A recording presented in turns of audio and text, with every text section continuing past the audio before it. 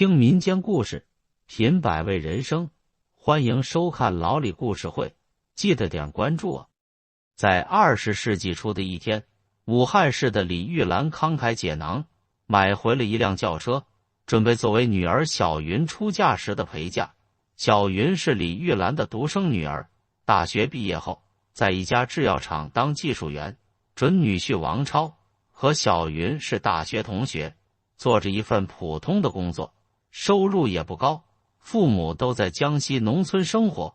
刚开始，李玉兰是不同意小云和王超交往的，因为嫌他家里穷，但是女儿再三的坚持，最后还是同意了。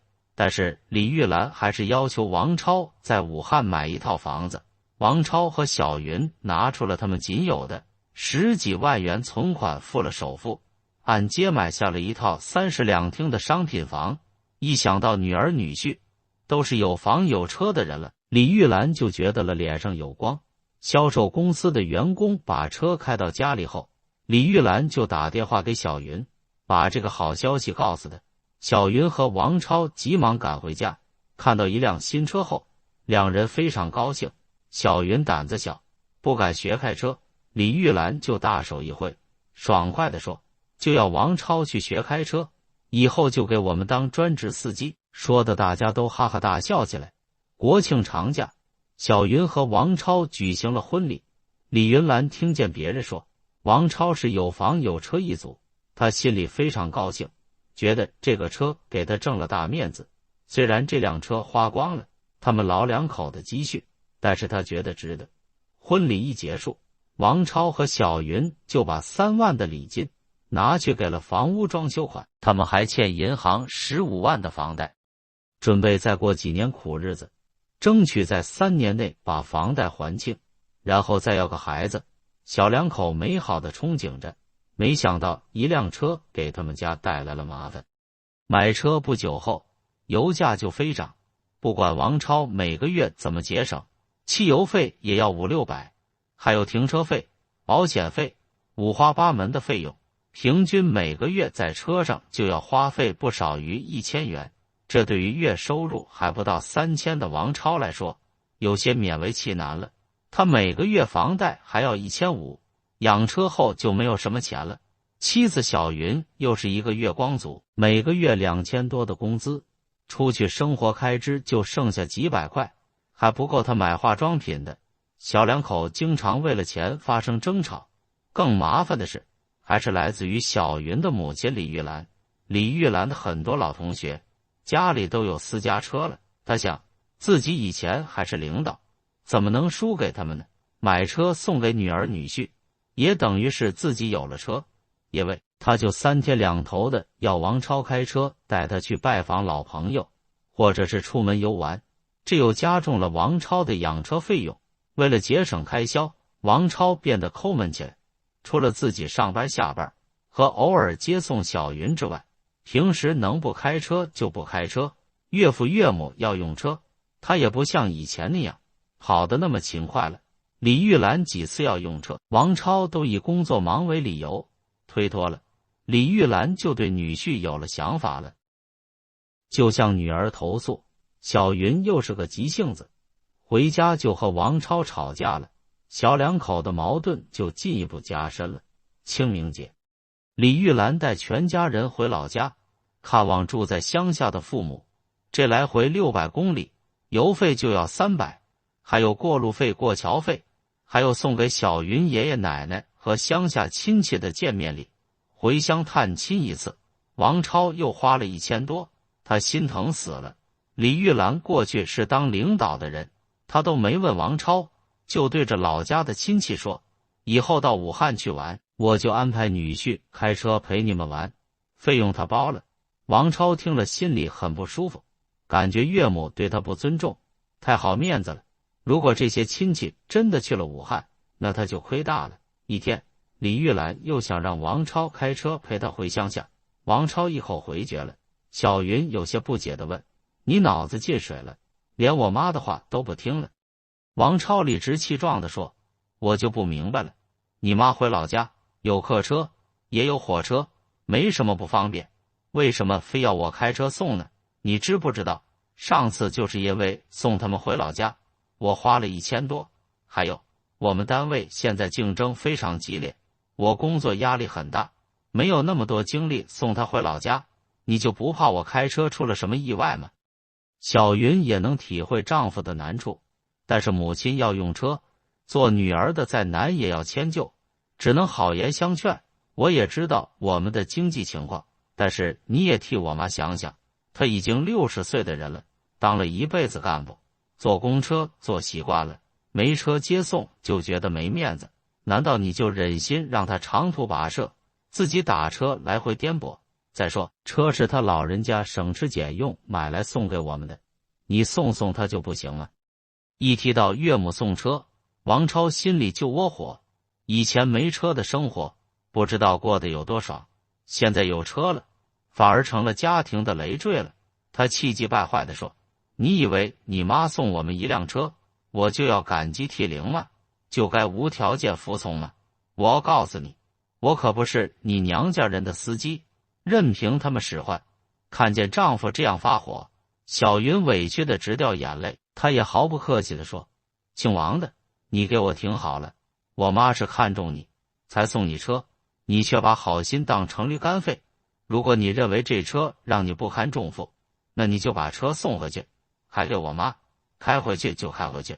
我早就不想开这破车了，看你们家谁有本事谁开吧。”王超马上就把车开到岳父岳母的小区，小云独自上楼，对父母说：“做女儿的无能，养不起车，你们自行处置吧。”李玉兰万万没想到，好心送给女儿女婿的车，竟然被退了回来。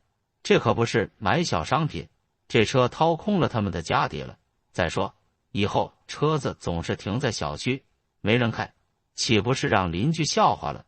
他只有求女儿小云，既然王超不开，你就去学个驾照，这车以后你来开。小云连连摇头：“妈，您不是不知道，我连自行车都不敢骑，那还有胆量开汽车呢？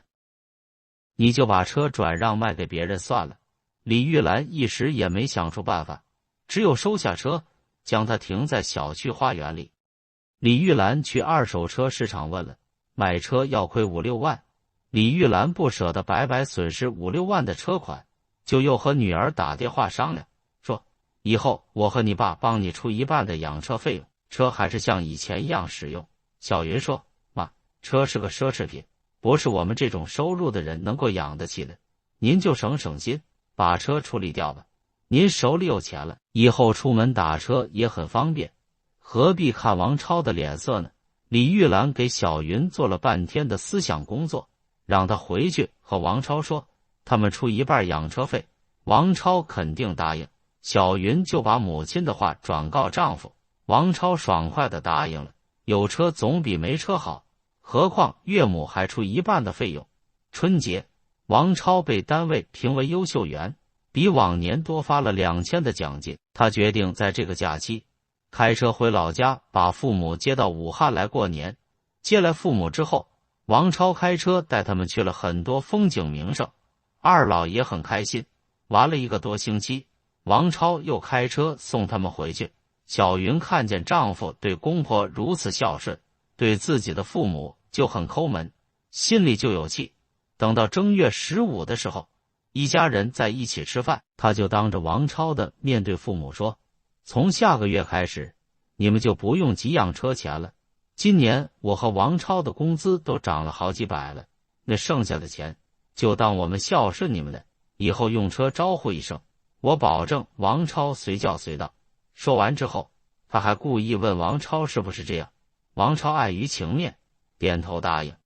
回家后，小两口为此事争得脸红脖子粗的。王超说：“你让爸妈不交养车费，事先也不和我商量一下，就自作主张。小云，亏你还说得出口，你父母没出1分钱买车，一样有资格坐免费车。我父母送你1辆车，你还要让他们出一半养车费，你这样做，眼里还有我吗？”王超急忙分辨：“我父母在老家辛苦了一辈子，从来没有进过城，我这次好不容易有机会带他们来看看，你就眼红了。你父母常年生活在我们身边，每次出门都是我开车接送，还要自掏腰包出油费。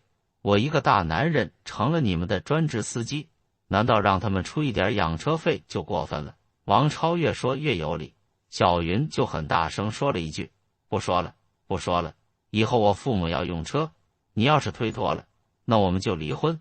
王超最后还是妥协了，但是已经是怨言满腹。7月份的时候，李玉兰老两口想去武当山游玩，就给王超打电话，想让王超送一下。王超以加班为由推脱了，说要给他们报旅行团去游玩。李玉兰以为是半年没有出养车费了，女婿不愿意开车送，就问小云，女婿是不是有意见了？这次油费过路费他们老两口来出，说他们年纪大了，行动不方便，要小云再去和王超商量一下。下班后，王超开车来接小云回家。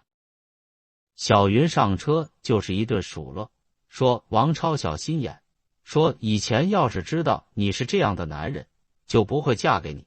王超见小云这样说话，就和他吵起来了。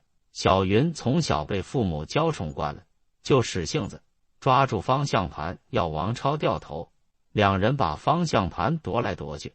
他们的私家车在一个拐弯处没能把握住方向，一头撞到路边的一堵废墙上。小云脸部受伤，经历了这场车祸，两人都重新审视了自己的婚姻。小云认为自己的婚姻出现了裂痕，虽然父母赠送的汽车是导火索，但是更重要的是，他们两个人的成长环境形成了他们不同的生活观和消费观，这种区别短期难以消融。他想到了离婚。王超认为，婚后的日子过得这么不开心，根源在于小云是独生女，从小被父母娇宠坏了，她难以伺候这样的大小姐。和她的父母，她也有了离婚的想法。两人交流了彼此的观点，最后决定协议离婚。不久，小云和王超到区民政局办理了离婚手续。故事讲完了，不知道听完故事的您，他们离婚的根本原因是什么呢？欢迎留下您的观点。